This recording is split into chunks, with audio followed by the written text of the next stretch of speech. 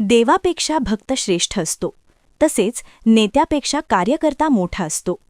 नेत्याने कार्यकर्त्यांचे सुखदुःख जाणून राजकारण केले तरच तो नेता मोठा होतो, असे मत केदारेश्वर सहकारी साखर कारखान्याचे माजी अध्यक्ष ॲडव्होकेट प्रताप ढाकणे यांनी अहिल्यानगर जिल्ह्यातील पाथर्डी तालुक्यात करंजी येथे 39 गावातील कार्यकर्त्यांच्या बैठकीत बोलताना व्यक्त केले. पाथर्डी तालुक्यातील राहुरी मतदारसंघाला जोडलेल्या 39 गावातील ढाकणे समर्थकांची रात्री करंजी येथे उशिरा बैठक झाली. या बैठकीत सर्वच पक्षातील कार्यकर्ते परंतु पूर्वीचे ढाकणे समर्थक मोठ्या संख्येने हजर होते. यावेळी जमलेल्या कार्यकर्त्यांसमोर बोलताना ॲडव्होकेट प्रताप ढाकणे म्हणाले की मी तुमच्या भावना जाणून घ्यायला आलो आहे. मला कोणावर टीका करायची नाही किंवा येत्या विधानसभेच्या पोटनिवडणुकीत कोणाचा प्रचार करायला मी आलेलो नाही. मतदारसंघाचे विभाजन झाल्यानंतर कार्यकर्त्यांशी तुटलेली नाळ जोडण्याचा माझा प्रयत्न आहे. या मतदारसंघात होत असलेल्या पोटनिवडणुकीविषयी कोणतेही भाष्य न करता आपली भूमिका मात्र त्यांनी गुलदस्त्यातच ठेवली. अनेक सहकाऱ्यांच्या बोलण्यातनं कुठेतरी खंत व्यक्त केली जात होती. साधारणतः तुम्ही आता ज्यांनी त्यांनी आपल्या पद्धतीने मांडलं त्याच खंत खाजगी पद्धतीने आपापल्या पद्धतीने मांडत होतं. एक गोष्ट खरी की आपण सगळे एक राजकीय प्रवाहात काम करणारे कार्यकर्ते आहोत आणि मग हे मी बोललो तर उद्या माझी अडचण होईल, तसं बोललो तर माझी अडचण होईल. परंतु मी सुरुवातीला सांगितले की आपण कोणाच्या विरोधात किंवा कोणावर टिकेटिपणी करतो त्या मूळ आम्ही 39 गावातल्या कार्यकर्त्यांच्या राजकीय प्रवाहामध्ये काम करताना जे आपुलकीनं आत्मीयतेनं भावना म्हणून काम करत असताना त्याला आधार द्यावा लागतो.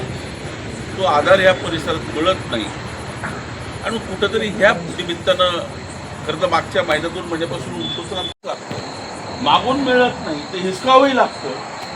ही मशागत ह्या परिसरातल्या मातीतली आहे आणि कार्यकर्तेही आता पण शेवटचे नावं घेतले, मोहनराव असतील, अनिल असतील, मला जाणीवपूर्वक आमचे डॉक्टर डी.जी. घोरपडे आठवतात, त्यांचं नाव निघेल. हे फळे होऊन गेली त्या काळामध्ये की जी फळी सतत लढायची, संघर्ष करायची. पण अलीकडच्या काळामध्ये आता शेवटच्या टप्प्यात म्हणजे तुम्ही आहात नाही बोलत, तुम्ही असाल, रफिक असेल, हे त्या पिढीतले 2-3च आता दिसतात. निदान आरडावाडा करतील, लढतील, कुठंतरी आवाज करतील, काहीतरी मिळावं म्हणून झगडतील.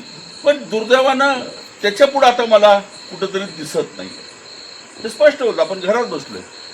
पण अशा परिस्थितीमध्ये आज मला एकत्रित आपल्याला सगळ्याला भेटायची प्रामाणिक भावना ही होती की नाही गड्यावर आपल्याला कुठंतरी ही लढाई पुढे घेऊन जावी लागेल. निवडणुकीचं राजकारण हा विषय वेगळा आहे.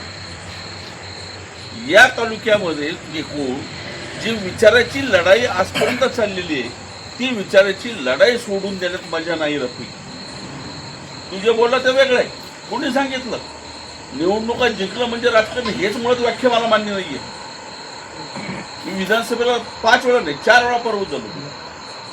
मी हटलो नाही आणि हटणारही नाही. त्याचं कारण आहे कारण माझी भूमिका स्पष्ट आहे. नुसते पदं मिळवणे म्हणजे राजकारण नाही. लोकांच्या उन्नतीसाठी, प्रगतीसाठी सातत्याने न संपणारी ही प्रक्रिया आहे आणि केवळ पदामुळे माणूस मोठा होतो, केवळ पद असते तरच न्याय मिळतंय असंही नाही. संघर्ष करून सुद्धा न्याय मिळवता येतो, पण त्याच्यासाठी लढावं लागतं. हे नाही लागेल, त्याची किंमत मोजावी लागते, ही बी आहे. सत्ता एक माध्यम आहे. सत्ता असेल तर अधिक सोप्या पद्धतीने लोकांना न्याय देण्यासाठी लढता येतं. परंतु समाजामध्ये आपण ज्या लोकशाही व्यवस्थेत राहतो तिथं लढणाऱ्यांची सुद्धा गरज आहे. आज ठीक आहे, पक्ष म्हणून भारतीय जनता पक्षाचा प्रभाव मोठा आहे. तुम्ही गोष्ट सांगताच आहे खरे. एक काळी काँग्रेसचा प्रभाव होता. सत्ता टिकवण्यासाठी हे सगळे गणित घडणार आहेत. आज राहुल गांधीचं मी कौतुक करेल. पक्षाच्या राजकारणाच्या पलीकडे जाऊ. आज तो एकटा लढतोय, घाबरत नाहीये, भीत नाहीये, स्पष्टपणानं भूमिका घेतोय. आज लोकांमध्ये आकर्षण वाढत चाललंय. लढणाऱ्या माणसाबद्दल सुद्धा समाजात एक आकर्षण असतं एका वर्गाला. पण सगळे जर एका बाजूला झाले तर समाजाचं काय होईल, लोकशाहीचं काय होईल, हाही विचार चालला. आणि मग ही न संपणारी लढाई रफी. तू उद्या जाहीर केलं माझं मताच्या राजकारणाचा संबंध नाही तरी लोक तुझ्या दारात येऊन बसणार. का तू एक कार्यकर्ता आहे. इथं बसणारे कोण सरपंच आहे, कोण सोसायटी चेअरमन आहे, कोण पदावर हे कधीच नाही. इथं बसणारा प्रत्येकजण एक कार्यकर्ता, इथं तो कार्यकर्ता तुमच्याकडं, तो सामान्य माणूस तुमच्याकडे आलेला असतो.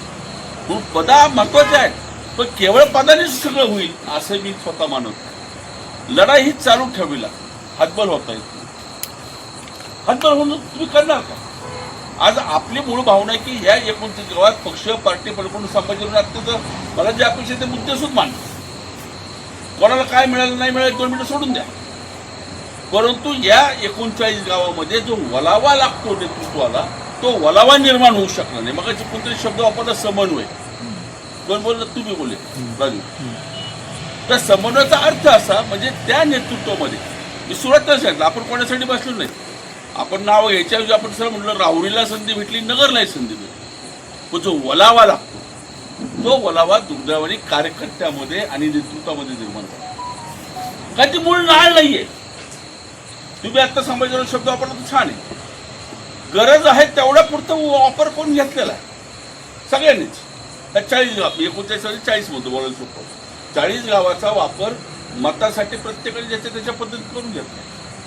पण ज्या मायेनं ममत्वानं कार्यकर्त्याला जपलं पाहिजे, त्याच्या प्रसंगाला उभं राहिलं पाहिजे, त्यावेळेस ते वलावा आणि ते ममत्व दिसलं नाही आणि म्हणून कार्यकर्त्याच्या मनामध्ये कुठेतरी निराशा आहे.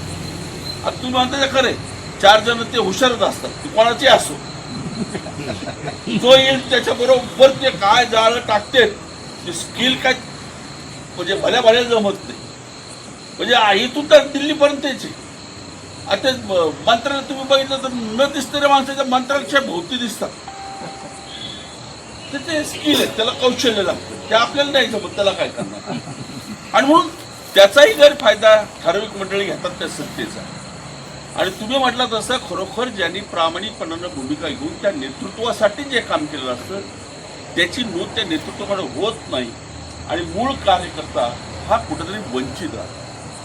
कोणी कोणाला आयुष्यभर देत नसतं, कुठे आयुष्यभर घेतही नसतं. पण प्रसंगाला माझ्यासाठी हा काय करतोय का, छोटे छोटे प्रसंग असतात, त्यावेळेस त्या कार्यकर्त्याला अपेक्षा असते. चांगलं काम केलं तर त्याला वाटतं माझ्या पाठीवर हात टाकावा, अरे वा तू छान काम केलं. कुठं प्रसंगाला तर घाबरू नको, मी आहे तुझ्यासोबत, मी आहे तुझ्या पाठीशी, एवढाच अपेक्षा असते. आणि तुम्ही बोलले तसं गाव पातळीच्या कार्यकर्ता कुठं मंत्रात काय रोज येऊन जाऊ, त्याचा तालुका त्याचा फार नगर कलेक्टर ऑफिसपर्यंत, त्याच्यापेक्षा त्याची मजल नसते. आणि या सगळ्या अवस्थेमध्ये या परिसरामधला कार्यकर्ता सेलबाई जातो. आणि म्हणून आमच्यासारख्याला असं वाटतं की उद्या तुम्ही एकजूट दाखवल्याशिवाय, तुमची युनिटी दाखवल्याशिवाय हीच अवस्था पुढे राहील, हीच अवस्था राहील. मग आम्ही आमचं म्हणणार आहे आपण या पक्षाचे ते काम करा, नाही तुला माझा खाजगी संबंध नसलाय काम करा, येतो प्रसंग. यावेळी बोलताना अनेक कार्यकर्ते म्हणाले की मतदारसंघाचे विभाजन झाल्यानंतर नगरचे आले, राहुरी आले, परंतु आम्हाला त्यांच्याकडून सावत्रपणाची वागणूक मिळाली. या भागातील कार्यकर्त्यांची अवस्था ना घाट का ना घर का झाली असल्याच्या भावनाही अनेकांनी व्यक्त केल्या. या बैठकीस माजी सभापती संभाजी पालवे, उबाठा शिवसेनेचे उपजिल्हाप्रमुख रफिक शेख, सुरेश नाना साखरे, सुनील कराळे, संभाजी नेहुल, जगन्नाथ लोंढे, अंबादास डमाळे, भीमराज सोनवणे, दत्तात्रय कोरडे, भागीनाथ गवळी, बाळासाहेब घुले, नितीन लोमटे, बाळासाहेब घोरपडे, तुळशीदास शिंदे, सुरेश बर्फे, राजेंद्र पाठक, अशोक टेमकर, विलास टेमकर, शिवाजी मचे, अशोक अकोलकर, महादेव अकोलकर, उद्धव दुसंग, माणिक लोंढे, आदिनाथ कराळे, पोपट आव्हाड यांच्यासह 39 गावातील कार्यकर्ते मोठ्या संख्येने उपस्थित होते. प्रतिनिधी भीवसेन टेमकर, NTV न्यूज मराठी, पाथर्डी, अहिल्यानगर.